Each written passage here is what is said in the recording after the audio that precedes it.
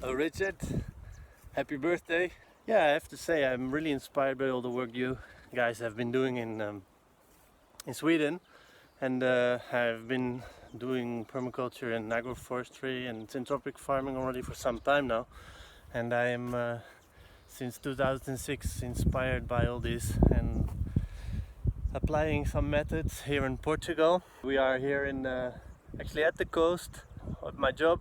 I'm working here about 7 years. This is a charm hotel where me and my wife have been installing a food forest, so people can walk around, eat food from the food forest. We started with this in a flat with sand, and now we have put up quite some nice nitrogen fixing bushes that are wind breaking, and we're growing a market garden. We're growing things like feijoa, for example. Here I finally discovered that this feijoa, this one is a verbena, but this is a feijoa, making a very nice fruit, and we finally discovered this one is our main fruiting bush, and we planted more 50 this year in the spring or in the winter, and they are actually fruiting very well. So this is a super cool Mediterranean crop for this place with wind. It handles well and has a lot of fruit made. We made a lot of fencing here with reeds that are growing in the neighborhood. This is our main organic matter source. It's Arunodonax. It's a very fast growing. Yeah, you can see here some strawberries in buckets. So the irrigation line that is in there drops down and it goes to Physalis, which is.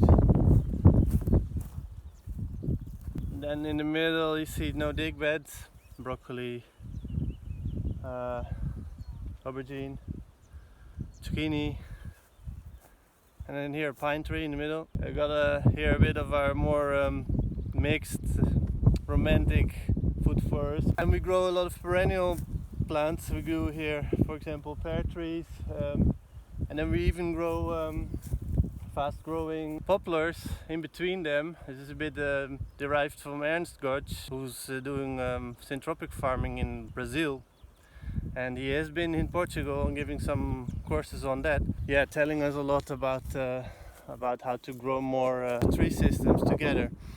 So yeah, we started a lot with all these Eleagnus species here. You can see they're a berry producing evergreen windbreak, a nitrogen fixer. You know this probably, and it works very well here. It's really drought resistant. This is Eleagnus. It's making a lot of small berries.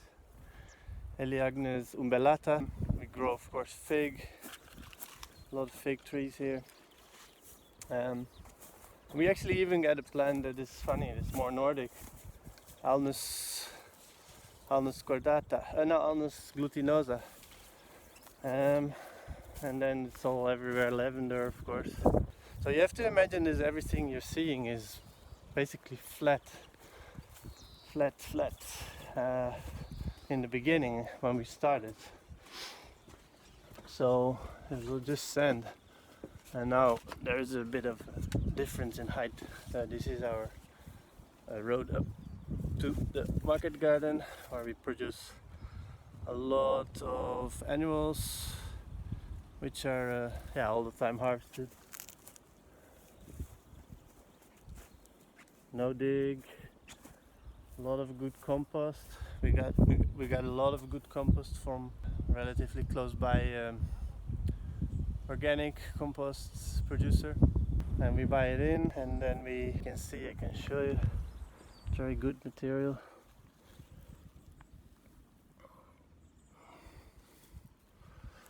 If you see that on the video. And I'm gonna show you the last part. It's actually very nice to see. Also have 1 acre more inland, and I'm gonna hopefully in the future show a lot more about that, which is our place. It's gonna be called, or it is called, Lugar da Terra, place of the earth. We are making food forest. We have several ponds and swales and a lot of things going on which are very permaculture related, agroforestry inspired, I think it's going to be very interesting because we really have ponds with water all summer long.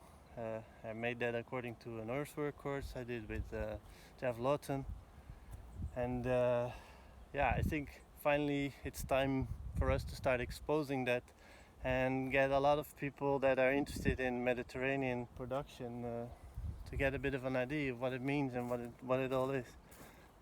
Yeah, there is quite a lot. I got 2 helpers here in the garden. My wife and me are managing it, and I got recently this summer we got 2 helpers, a couple from Italy who have experience in farming, and so they know that it means that you have to carry quite a few wheelbarrows to get all these gardens up, and they even do it also, so that's also very nice. Here you see some of the newly planted feijoa. We got they're coming. Here's our greenhouse. This is really made for weddings and so on. I don't know if you're seeing any. And tables for everybody to eat. A lot of people go there. So yeah, this is how this is becoming all more financially acceptable. We got here you can see. Oops, sorry, I'm not really used to it yet. Our decoration, flowers, flower garden. A lot of this also part of our work. So yeah, you can see we have been stacking here. This is like strawberries and a perennial strip, and then 3 annual beds behind that, and then again nitrogen fixing shrubs and acacias which we chop down, which we used to mulch our umbellatas. Well, actually not mulching our umbellatas. The idea was that we were mulching with the umbellatas as well, but we're gonna put more feijoas in between. Here there are already a few, and yeah, there's other crops and tree crops that really work well. Funny thing is things like perennials like fennel, they grow super good in the Mediterranean, or physalis. We got wild spinach, we got a lot of things growing mixed, and yeah, we're trying really to make it easy to harvest as well as diverse. Tamarillo or tomatillo, I always forget the name, next to an acacia, which is then really nice to chop and drop. And we got here our nursery. So yeah, the diversity is key, but at the same time we want to make it all manageable and financially also acceptable for our bosses. Our goal is to do this on a very small plot of land, and maybe we're gonna have to add microgreens and stuff like that to make it financially more acceptable. Here's our old composting system. We got a lot of bins where we were turning piles around, which is now a washing station, and maybe some chickens in the back. And yeah, we actually have a big piece of land also further on where we also started with some trees and things, which is without irrigation, and there was the idea to start rotating with chickens. I have built these very funny chicken tractors. They're lightweight, windproof. You have to imagine them with a liner on top, and then eggs roll from here to here. Well, this one is not a good example, it's a bit of an old one. I got like 3 of them or 4 of them. Oh yeah, there's one, you can see in the back. Oh yeah, one little feature you might like to see, our food ramp. So when we harvest in the market garden up there, the boxes get put on there and slide down here, and then we go to the washing station, and things are getting a bit more efficient and connected, so that's what we are trying to do all the time. I'm going to show you now the job I'm doing at the moment. I'm working alone today on the farm. We have everything on drip line. It's our best choice here. We need that. We have been irrigating a lot by hand, but in the end you're not so efficient, not so frequent, plus the water on a lot of cases runs off. I'm here at the end of the garden, our windbreak. Very happy with this. This is called Melaleuca.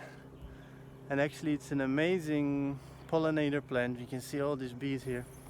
You can hear it when I was here cutting in the morning. I shouldn't have been doing it. I know this is something I should be cutting in the fall when the rainfall is higher than evaporation. But I need organic matter to shred to make pathways for our market gardens, and I thought I can steal a little bit of this melaleucas, which are growing super fast. I've been planting this actually in the third year I'm here, and so they're 4 years old. You can imagine what a windbreak this is. It's like 70 cents per tree. Put them in the ground, and I planted, I don't know, about 50 or something. And they shoot up in 4 years, and they are just at the edge of the dunes here. I'll go show you now. I'm cutting that. Got a really nice electric chainsaw, and a lot of people don't believe that electric chainsaws are good anything, but they do are cutting very well. I show you here. If you can see the cut he does easily. And you can see all the cuts I have been doing here. I'm showing you now the dunes we are having right at the edge of this system. Yeah, that's the base. So this is a proof, you could almost say, that when you add organic matter to sand, you can get a lot of vegetation going on. Keep on adding, keep on adding, keep on adding, keep on adding organic matter. See some old structure we made from the canes. A friend of mine made this. It looks really nice. It's just canes that are growing here. And yeah, this is something grows also very fast. So melaleuca, the one that I was showing you here, is all doing a great job in producing organic matter for this place. It's very high in oil, so a lot of people are afraid to use it. Yeah, I have the feeling till now, I've been doing this for a few years on several places and been growing several crops also in the mulch of that melaleuca shredded material. And then we get here, this is ferns, a lot of ferns, and we're growing peppers in the ferns. So this is a pepper plant, and we have our drip lines on top of that, because when it's not really the best thing, but I have an experience with having drip lines under it, and then when there's a lot of weeds and somehow you're not controlling it well, all those drip lines getting lost. And when you come in, I have a really nice, it's not a flail mower, it's a handheld weed whacker, also on the battery of the chainsaw, and it's a super nice tool to prepare beds that are weedy.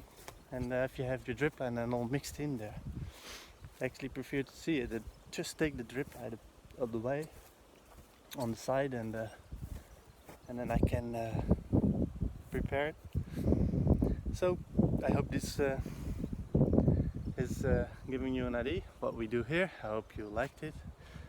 Spend some time watching something from somebody else. You must have seen a lot of influences of you telling things to me on your videos. Yeah, you inspired me very much. I've been following you all the time during your hard work, and it's amazing. Look there, this is a chef getting edible flowers from the wall here. One of the first things we planted, we have a nice wall there, and a north wall, but the nasturtium flowers actually grow well. There's probably a lot of things you see here I'm doing, and you might wonder why, and you might even know better, which I'm very happy to hear from you if you have advice. But in the end, we all want to reduce carbon from the atmosphere, grow healthy food without any bad things in it, and yeah, that's it. Thank you very much, and yeah, again, I hope you're gonna continue with this travel of yours and your farm and you're gonna reach all the goals you're having. I hope you also got a bit inspired out of this, and please keep up making this wonderful documentation of what you guys are doing, and thank you very much. Keep you up to date of what I'm gonna do in the future with Lugar da Terra on my own place, and yeah, maybe some videos maybe later that I will post on that. Okay, see you, bye bye.